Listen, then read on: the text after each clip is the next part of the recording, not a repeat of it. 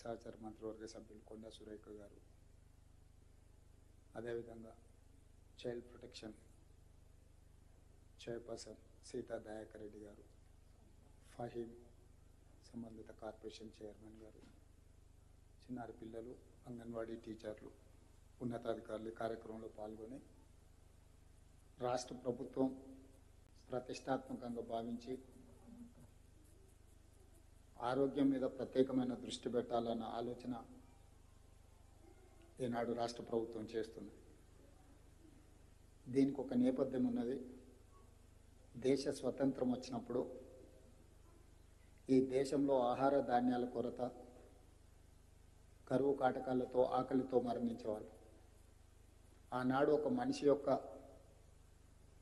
సరాసరి జీవిత కాలము 32-33 సంవత్సరాలు మాత్రమే. ఎందుకంటే ఆనాడు ఆహార ధాన్యం అందుబాటులో లేకపోవడం, సరైన పోషకాహారం లేకపోవడం వల్ల మనిషి యొక్క జీవన ప్రమాణం స్వతంత్రం వచ్చిన రోజు 32-33 సంవత్సరాలు. ఆ కరువు కాటకాల నుంచి, ఆకలి బాధల నుంచి దేశాన్ని తప్పించడానికి, అదేవిధంగా నిరక్షరాస్యత, చదువు లేకపోవడం వల్ల సమాజంలో ఉండే దురాచారాలను అర్థం చేసుకోవడానికి కూడా సమస్య ఉన్నప్పుడు మొట్టమొదటి ప్రధానమంత్రి పండిత్ జవహర్లాల్ నెహ్రూ గారు ఎడ్యుకేషన్, ఇరిగేషన్ మొట్టమొదటి ప్రాధాన్యత కింద తీసుకోవడం జరిగింది. ఆనాడు తీసుకున్న నిర్ణయాల వల్ల ఈరోజు దేశంలో ప్రతి మారుమూల ప్రాంతానికి విద్య వ్యాపించడమే కాకుండా ఈనాడు భారతదేశం ఆహార ధాన్యాల ఉత్పత్తిలో ఈ దేశానికి 140 కోట్ల ప్రజలకు సరిపోను ఇతర దేశాలకు ఎగుమతి చేసే స్థాయికి భారతదేశం ఈరోజు ఆహార ధాన్య ఉత్పత్తిలో విజయాన్ని సాధించిన. అదేవిధంగా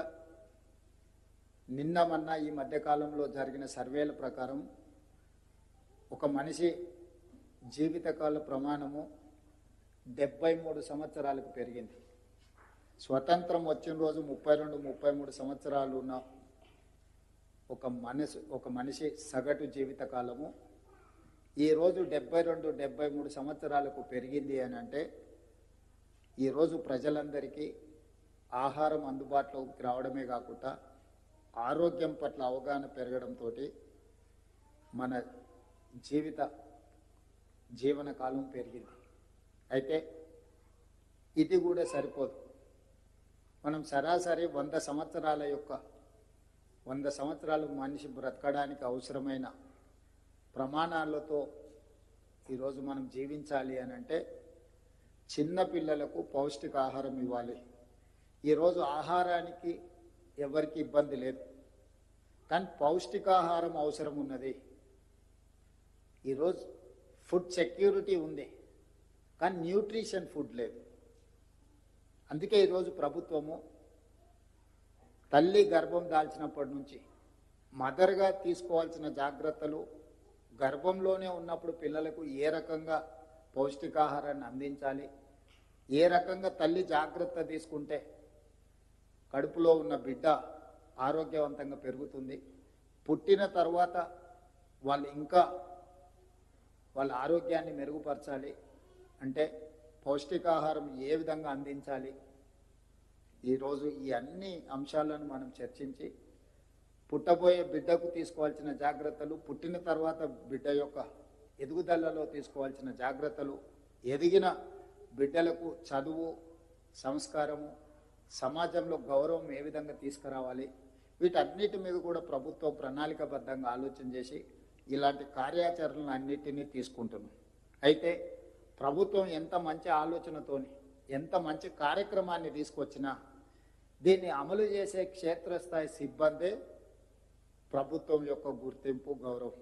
ఈరోజు ఇంత మంచి ప్రణాళికలు సీతక్క గారు, కొండా సురేఖ గారు, లేకపోతే నేను ఎవ్వరు ప్రణాళికలు రచించిన మా అధికారులందరూ కూడా అనితా రామచంద్రన్ గారి నుంచి అధికారులందరూ ప్రణాళికలు రచించిన చివరికి ఇది అమలు చేయాల్సింది అంగన్వాడీ టీచర్లు మాత్రమే.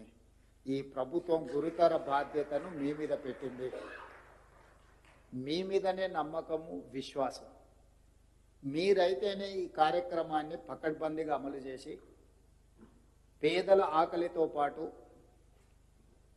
గర్భం దాల్చిన తల్లి యొక్క ఆలోచన, ఆకలిని మీరు అమ్మగా అర్థం చేసుకుంటారని, మహిళగా మీకు ఆ సమస్యల పట్ల అవగాహన ఉంటుందని, ఈ పిల్లల్ని అందరినీ మన గ్రామంలోనో మన వీధిలోనో ఉండే పిల్లల్ని మన సొంత పిల్లలను ఏ విధంగా మనం చూసుకుంటామో అంగన్వాడీ కేంద్రాలలో ఆయాలు కానీ టీచర్లు కానీ వాళ్ళ పట్ల ఆ శ్రద్ధ వహించి వాళ్ళకు అవసరమైన మెరుగైన జీవన ప్రమాణాలను అందించడానికి మీరు ప్రయత్నం చేస్తారని, మీరు చేస్తున్న ప్రయత్నం ఈరోజు సమాజంలో ఎంతో ఉపయోగపడి 33 సంవత్సరాలు మనిషి జీవిస్తాడు అంటే ఈరోజు 73 సంవత్సరాలకు పెరిగింది అంటే ఇందులో మీ శ్రమ ఎంతో ఉంది.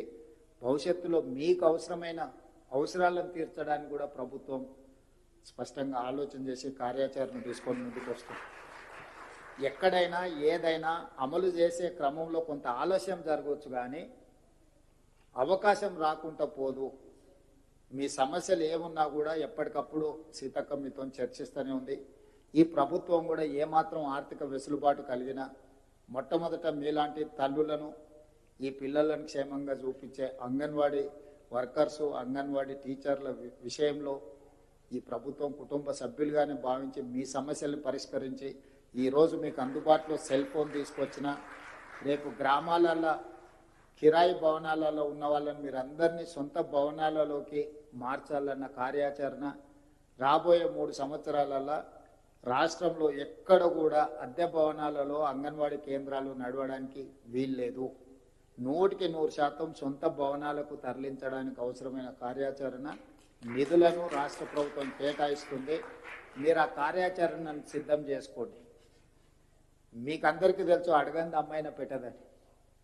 అందరు అడిగి ఉన్న నిధులను తీసుకొని వెళ్తున్నప్పుడు మీరు కార్యాచరణ నా ముందుకు తీసుకొస్తే అత్యంత ప్రాధాన్యత కింద అంగన్వాడీ కేంద్రాలను బలోపేతం చేయడానికి, మీ సమస్యలను పరిష్కరించడానికి మీ సోదరుడిగా, తెలంగాణ రాష్ట్ర ముఖ్యమంత్రిగా మీకు అన్ని అనుమతులు ఇచ్చి,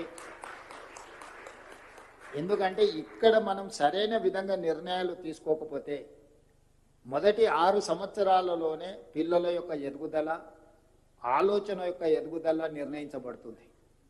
ఎన్నో రీసెర్చ్లలో తేలింది ఏంటంటే పిల్లల జీవితంలో మొదటి 6 సంవత్సరాలే అత్యంత కీలకమైన దశ. ఈ 6 సంవత్సరాలలో ఆరోగ్యవంతమైన ఆహారాన్ని అందించడమే కాకుండా ఆలోచనలు పెరగడానికి అవసరమైన ప్రణాళికలు రచించుకోకపోతే ఆ పిల్లలలో ఎదుగుదల ఆశించిన మేరకు ఉండదు, ఆలోచనల పరిధి కూడా విస్తరించదు. కాబట్టి మొదటి 6 సంవత్సరాల మీద అత్యంత పకడ్బందీ ప్రణాళికలను మనం రచించుకొని ముందుకు వెళ్ళాలి. మనకు తెలియనప్పుడు తెలియదు, తెలిసినప్పుడు తెలుసుకున్న దాన్ని అమలు చేయడానికి మన వ్యవస్థలు పనిచేయాలి. అంగన్వాడీ టీచర్లందరికీ నా విజ్ఞప్తి ఒక్కటే, అత్యంత కీలకమైన కౌమార దశ, ఆ పిల్లల యొక్క భవిష్యత్తు మీ చేతుల్లో ఉంది. మీరు తీసుకునే నిర్ణయాలు, మీరు అమలు చేసే కార్యాచరణే ఈ దేశ భవిష్యత్తు. ఈ దేశంలో ఈరోజు జనాభా న్యూట్రిషన్ ఫుడ్ లేకపోవడం వల్ల బాధపడుతున్నారు, ఆహారం లేకపోవడం వల్ల సమస్యలు లేవు, పౌష్టికాహారం లేకపోవడం వల్ల ఎక్కువ సమస్యలు వస్తున్నాయి. అవే భవిష్యత్తులో ఆరోగ్య సమస్యలుగా మారుతున్నాయి. ఈరోజు జబ్బు వచ్చిన తర్వాత దాన్ని బాగు చేయడానికి వేల కోట్ల రూపాయలు ఖర్చు పెడుతున్నాం. కానీ జబ్బు రాకుండా నియంత్రించడానికి అవసరమైన దగ్గర మనం ఖర్చు కావాల్సినంత పెట్టడం లేదు, నిధుల కేటాయింపు కూడా తక్కువ జరుగుతుంది. వచ్చిన జబ్బును ట్రీట్మెంట్ చేయడానికి పెట్టే ఖర్చు కంటే జబ్బు రాకుండా ఉండడానికి అవసరమైన కార్యాచరణ మనం తీసుకోవాలి.